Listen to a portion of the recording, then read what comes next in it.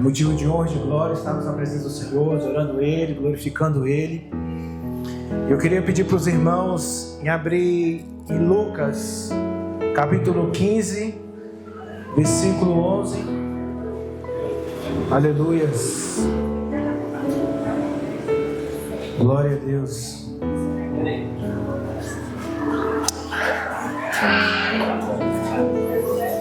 Oh, Deus poderoso. Glória a Deus, aleluias. Lucas capítulo 15, versículo 11. Todos acharam? Quem achou, diga amém. Glória a Deus. Amém. Irmãos, Lucas capítulo 15, versículo 11 vai falar assim: certo homem tinha 2 filhos. O mais moço deles disse ao pai: Pai, dai-me parte dos bens que me cabem. E eles repartiu os haveres. Passando não muitos dias, o filho mais moço, ajuntando tudo o que era seu, partiu para uma terra distante, e lá se dissipou todos os seus bens, vivendo dissolutamente, impropriamente, erradamente. Depois de ter consumido tudo, sobreveio àquele país uma grande fome, e ele começou a passar necessidade. Então ele foi e se agregou a um dos cidadãos daquela terra, e este o mandou para os seus campos a guardar porcos. Ali desejava ele fartar-se das alfarrobas que os porcos comiam, mas ninguém lhe dava nada. Então, caindo em si, disse: quantos trabalhadores de meu pai têm pão com fartura e eu aqui morro de fome? Levantar-me-ei e irei ter com meu pai, e lhe direi: Pai, pequei contra o céu e diante de ti. Já não sou digno de ser chamado teu filho. Trata-me como dos seus trabalhadores. E levantando-se foi para o seu pai. Vinha ele ainda longe, quando seu pai avistou, e compadecido dele, correu, o abraçou e beijou. E o filho lhe disse: Pai, pequei contra o céu e diante de ti já não sou digno de ser chamado teu filho. O pai, porém, disse aos seus servos: trazeis depressa a melhor roupa, veste-o, põe-lhe um anel no dedo e sandálias nos pés. Trazeis também e matai um novilho cevado. Comamos, regozijemos, porque este meu filho estava morto e reviveu. Estava perdido e foi achado. E começaram a regozijar-se. Ora, o filho mais velho estava no campo, e quando voltava a aproximar-se da casa, ouviu a música e as danças. Chamou um dos criados e perguntou-lhe o que era aquilo. E ele informou: veio teu irmão, e o teu pai mandou matar um novilho cevado, porque recuperou-o com saúde. Ele se indignou e não queria entrar. Saindo, porém, o pai procurava conciliá-lo, mas ele respondeu ao seu pai: há tantos anos que te sirvo, sem jamais transgredir ordem tua, e nunca me deste um cabrito sequer para alegrar-me com os meus amigos. Vindo, porém, o seu filho, que desperdiçou os teus bens com meretrizes, tu mandastes matar para ele um novilho cevado. Então lhe respondeu o pai: meu filho, tu sempre estás comigo. Tudo que é meu é teu. Entretanto, é preciso que nós regozijemos e nos alegrarmos, porque este teu irmão estava morto e reviveu. Estava perdido e foi achado. Amém? Glória a Deus, irmãos. Irmãos, isso é a terceira parábola de Jesus no capítulo 15. Mas para eu adentrar essa palavra e essa parábola, eu queria voltar um pouquinho no capítulo 15, versículo 1, que vai falar que Jesus estava com o povo, e esse povo tinha pecadores, tinham os escribas, tinha os fariseus e tinha os publicanos. E Jesus, naquela situação, Jesus começa a declarar a primeira parábola. Mas antes de Jesus começar a declarar a primeira parábola, a palavra vai nos dizer que os escribas e os fariseus, eles começaram a apontar, porque Jesus estava falando com pecadores, com publicanos. E eu quero falar para os irmãos nessa noite que Jesus, ele não se importa com o que você faz ou com o que você está deixando de fazer. ele importa que ele está em um processo de arrependimento com aquele povo. Aquele povo tinha que reconhecer o Senhor Jesus, tinha que se arrepender. Mesmo Jesus sendo apontado, Jesus estava mostrando a primeira parábola que se fala sobre a ovelha perdida. Mesmo Jesus naquela situação, mesmo Jesus vendo ali os fariseus e os publicanos, porque tinha uma posição religiosa perante ali aquelas pessoas, mas Jesus não estava preocupado nas posições religiosas ou na posição de quem estava lá, se tinha alguém importante ou não. Eu sei que Jesus estava ali para achar uma pessoa arrependida, uma pessoa que entendeu o que é ser filho, uma pessoa que entender que é voltar para os braços do Pai. E quando Jesus ele começa com a primeira parábola, eu vou ser assim, bem breve para vocês começarem a entender a conclusão de tudo que chega na terceira.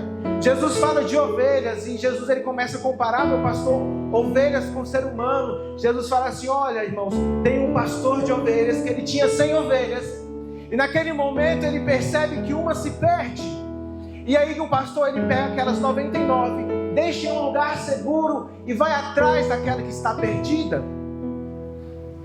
E ainda a palavra nos diz que o pastor ele vai atrás daquela que está perdida e acha.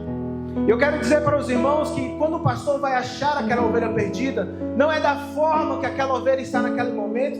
A ovelha podia estar machucada naquele momento, a ovelha devido ao caminho errado que seguiu, podia estar com feridas, ou podia ter sido ameaçada por outros animais, mas o pastor se alegrou.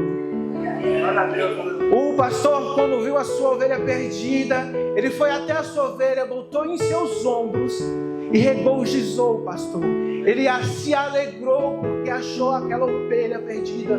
Teve tempo de achar aquela ovelha. Não sei a forma que aquela ovelha estava, mas o pastor achou. E ele volta ali para se alegrar com seus amigos, com seus vizinhos. Então a palavra começa falando de um animal se comparando, ali Jesus comparando, mostrando o animal comparando com o homem, mostrando que o pastor ele ama a ovelha, o pastor ama o ser humano, não importa se ela está perdida, ele vai amar do mesmo jeito, e ele quer achá-la, ele quer encontrá-la. Eu não sei o que você veio, mas eu sei que Jesus sabe por que você veio. Jesus tocou no seu coração para você estar aqui, para você sentar nessa cadeira, para você ouvir a palavra dele e saber que diante de qualquer lugar que você estiver, ele vai ao teu encontro. E a palavra vai dizer também que se existe a segunda parábola, que Jesus falou assim, não, meu povo vai começar a entender. Que ele começa a falar sobre uma dracma, que uma mulher tinha 10 dracmas e uma se perde em sua casa, pastor. E ela, sem se contentar, porque pode ser algo, uma dracma significava um dia de trabalho, então para ela significava muito.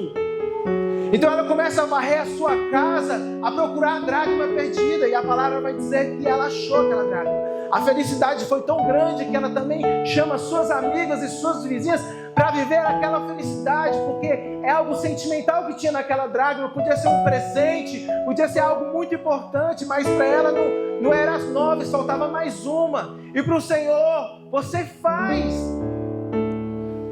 faz diante dele que ele precise te encontrar. Aquela dracma estava perdida, mas ela foi achada. Um dia eu estava perdido, um dia eu fui achado. Um dia você estava perdido, você foi achado. E com alegria, ela achou. E o Senhor quer falar que você tem valor, você é precioso para Ele. Para o mundo pode não ser, para o seu amigo não pode não ser, para quem for não pode não ser, mas para o Senhor você tem valor.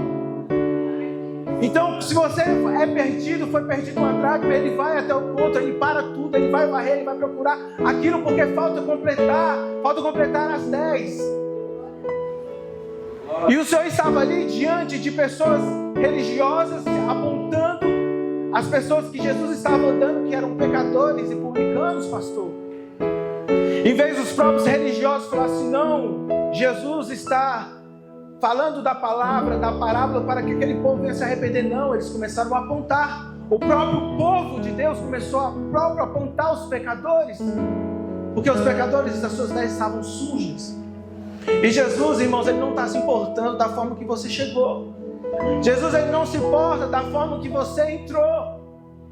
Ele só quer te encontrar, ele só quer que você tenha um compromisso. E para ele te encontrar é preciso requer um arrependimento aí dentro de você, requer aquela vontade de falar assim: Senhor, pequei contra Ti, Senhor, eu errei contra Ti, mas hoje estou aqui.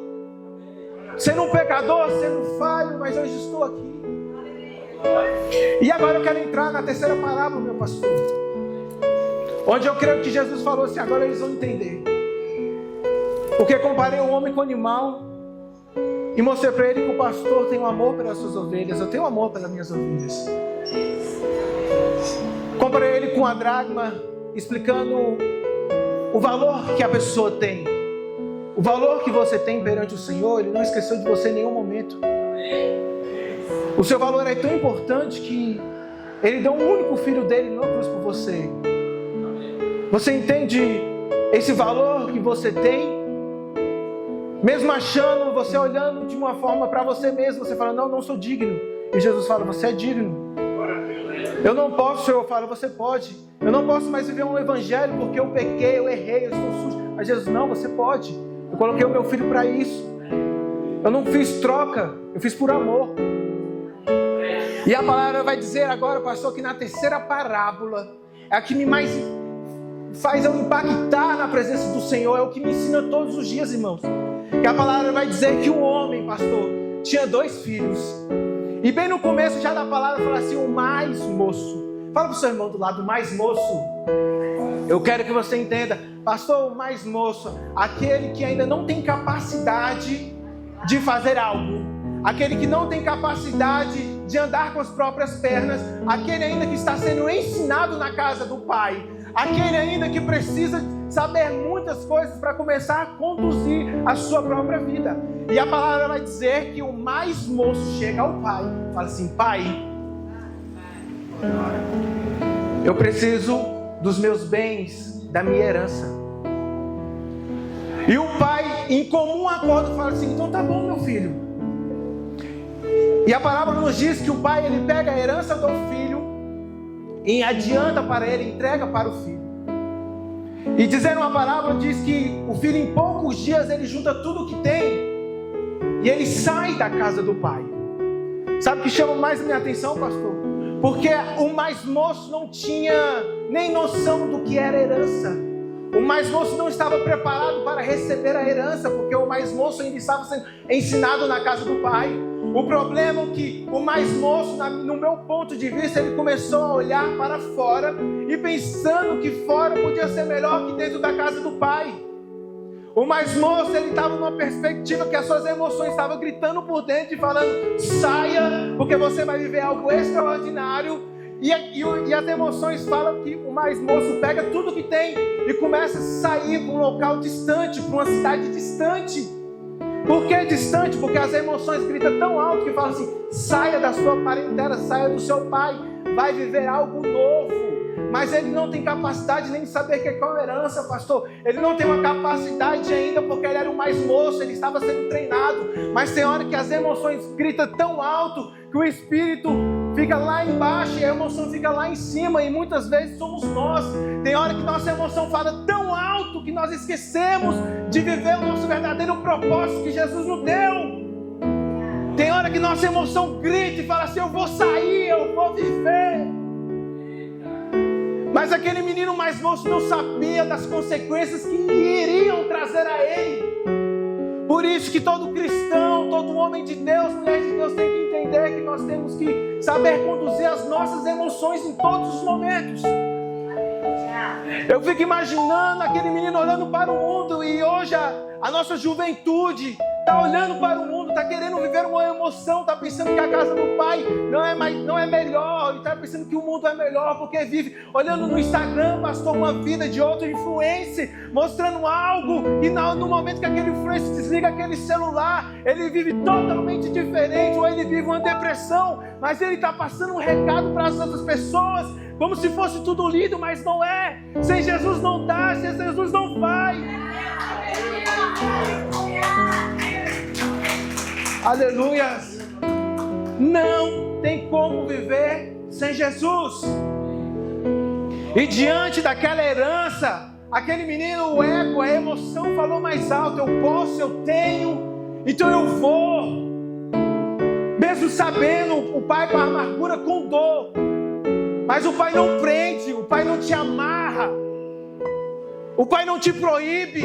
Ele fala: filho, se tu quiser ir, pode ir. Tanto que o Pai fala: tá bom, meu filho. Meu filho. Ele não fala meu amigo, ele não fala sai da minha casa, então nunca mais volto. Não, ele fala meu filho. Com dor no coração, vai. Mesmo sabendo que você vai quebrar a cara, mesmo que sabendo que diante dessa herança que você não entende como eu construí para te preparar, para te dar, você não vai saber usá-la porque ainda você é moço. E tem hora que nós somos igual meninos diante de todas as situações. Nós fazemos igual menino, nós não entendemos que nossas emoções podem gerar um caos em nossas vidas, porque naquele momento a emoção dele era a alegria dele, era a alegria de sair. Vou sair de casa, vou sair da casa do meu pai. Mas ele esqueceu do acalento, ele esqueceu do abraço que o pai podia dar, ele esqueceu no momento de tristeza o socorro que ele podia pedir, era na casa do pai. Mas as emoções falavam mais alto, o coração falava mais alto: vai, voa, você vai voar. E aquele menino sai, pastor, e a palavra é muito forte, para uma terra distante. A emoção leva para outro lado, para outro caminho. E a palavra vai dizer que quando aquele menino chega, o mais moço chega naquela cidade, ele começa a pegar a sua herança e começa a gastar dissolutamente, erradamente. Ele começa a viver uma vida pecaminosa, quer conhecer tudo. Mas ele não entende o verdadeiro propósito de herança, ele não sabe de onde veio a herança, ele não sabe como o pai preparou aquilo ali, preparou para dar no momento certo. Ele não sabe, ele só queria saber de gastar, ele só queria saber de viver como fosse o último dia. Já viu alguém falando assim: eu vou viver como fosse o último dia, né? E aquele menino, ele começa a viver de uma forma tão feia, pastor, que chega ao ponto que ele não tem nem noção do que gastou. E chega um ponto que este menino, ele não tem mais nada. O menino que tinha a herança do pai, hoje ele não tem mais nada. E sabe o que chama mais atenção? E que o povo não percebe que diante da sua emoção que faz você sair da sua casa, da casa do pai, também faz a mesma emoção, faz te frustrar. Aquela emoção que te deu alegria, agora é aquela emoção que te frustra. Aquela emoção que falou assim, vai, agora fala assim, agora você caiu. Aquela mesma emoção que fez você sorrir, agora é uma emoção que te faz chorar. Por isso que hoje existem pessoas com depressões. Por isso que hoje existem pessoas que querem se matar, querem perder a vida, porque não acham mais valor, porque aquela emoção que tinha antes levou ele a um ponto de caos. Uma emoção que está destruindo o nosso povo. Uma emoção que mostra, o mundo mostra um valor que ele te dá com a mão e te toma com as duas. E chega o ponto que aquele menino não sobra mais nada. E a parábola diz que vai chegar uma grande fome naquela cidade. Não vai ter recurso. E aquele menino não tem nem recurso financeiramente. E as emoções começam tão frustrar, pastor, tão frustrar, que aquele menino, ele não sabe e não consegue mais lembrar da casa do pai. Ele começa a pensar, o que eu vou fazer agora? Eu perdi a herança do meu pai, o que eu vou fazer agora? E diante das emoções começou a ser tão frustrante, pastor, que estava difícil até o menino voltar. Auri, faz favor. E a palavra nos diz que aquele menino, ele encontra um homem que cuida de porcos, que tem porcos. Olha o ponto que o filho chegou. Olha o ponto que o filho chegou. E a palavra vai dizer que chega um certo momento que o menino mais moço, ele está com tanta fome que ele começa a querer a comida dos porcos. O menino está com tanta fome que ele começa a querer comer varja, querer comer alfarrobas, comer coisas todas. Olha o ponto que a emoção pode te deixar. Olha o ponto que a emoção pode te jogar quando nós perdemos a espiritualidade em Deus, quando nós esquecemos a casa do Pai. E a palavra vai dizer que o menino, ele começa a viver com porcos. E sabe o que me chama mais atenção, pastor? Auri, o que me chama mais atenção é que O menino ele já agora está em ambiente de porcos, ambiente de sujeira, ambiente de lama. E sabe o que é o maior processo disso? O que me chama mais atenção? Porque o menino ele começa a viver com porcos, então ele começa a se sujar. Ele começa a viver numa lama. Ele começa a achar que não é mais digno. E muitas pessoas hoje estão vivendo dessa forma. Não tem força nem de vir para a casa de Deus porque se acha tão sujo. E vive uma vida tão suja que fala assim, eu não tenho mais condições, eu não sou digno. Eu não posso chegar à casa do Pai, eu não tenho forças mais. Por isso que existe o verdadeiro evangelismo. Por isso que existe a força do ID, de pregar o evangelho, para falar assim, ei, estamos aqui porque você não tem força, mas hoje nós temos para te entregar uma palavra e falar que você é filho. Glória a Deus, aleluia. E hoje você pode ter vindo aqui vivendo desta forma, porque o Senhor eles não estava preocupado se tinha pecadores, se tinha pessoas religiosas, não. Ele estava preocupado se tinha alguém que ia se arrepender e ia voltar para Ele. Ele não está preocupado com o que você fez ontem, o que você fez 1 minuto atrás. Ele não está preocupado com o que você estava pensando 1 minuto atrás. Ele não estava preocupado se você está sujo, se você está limpo. A única coisa que Ele se preocupa é que você se arrepende e entenda a sua posição de filho. E aquele menino passou, eu vejo ele todo imundo. Todo imundo. E ele começa a lembrar, pastor. Começa a passar uma reflexão. Mas a sujeira é tão grande. Em si o pensamento negativo é tão grande. As emoções ainda abalam o menino. Que ele fala assim, eu vou no meu pai porque até os servos dele comem melhor. Até os servos dele vestem melhor. Mas eu não sou digno mais de ser filho. Eu vou ao meu pai. E fala assim, pai, eu pequei contra ti, me perdoa. Pai, eu errei contra ti, me perdoa, mas eu não sou digno de ser teu filho mais. Me trata como seus servos, porque eu sei que eu vou me alimentar. Me trata como seu servo, porque eu sei que eu vou ter algo para vestir. Mas Jesus, quando Ele trata de filho, é diferente, irmãos. Quando Jesus trata de filho, é totalmente diferente. Você não é servo, você é filho. Não é a forma que você saiu que Ele vai te desconsiderar, não. E a palavra vai dizer que o menino chega, o mais moço, e fala assim, não, eu vou à casa do meu pai, eu preciso à casa do meu pai, mesmo sujo, mesmo sem ter força, mesmo sem ter direção, é preciso eu ir, porque eu comecei a lembrar do meu pai. E hoje muitas pessoas não têm força nem para isso. Mas hoje você está aqui, você teve força de sair da tua casa. Em qualquer circunstância, Ele pegou e falou, filho, agora é o momento de você vir aqui entregar a tua vida para mim. É o momento agora, não importa o que você fez, o que você é, o que você foi, não importa. Não importa o que as pessoas te julgam, não importa as pessoas que apontam o dedo para você. O importante é que você veio a mim. O importante é que eu toquei no teu coração e você lembrou de mim. O importante é que você chegou na minha casa e falou assim, vou parar tudo porque tem um Deus. Eu lembrei daquele Deus, naquele momento, eu lembrei daquele Deus. Quanto tempo atrás eu não busquei aquele Deus, eu vivi aquele Deus. Mas hoje eu sou sujo, mas eu preciso ir lá na casa do Pai. Eu não sou digno, mas eu preciso. E ninguém é digno, irmão, a gente está vivo pela graça. Ninguém é digno de nada. Não tem escalão aqui não. Não tem nada, eu sou pastor, tem medo, não, somos todos iguais para o Senhor.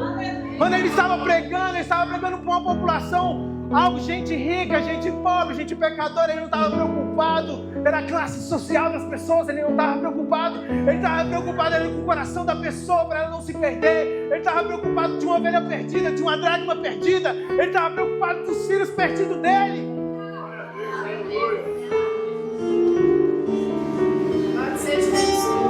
E eu sei que tem pessoas que precisam voltar para o Senhor. Você não veio em vão. Aleluia. Glória a Deus. Irmãos, eu fico imaginando agora o menino saindo da lama.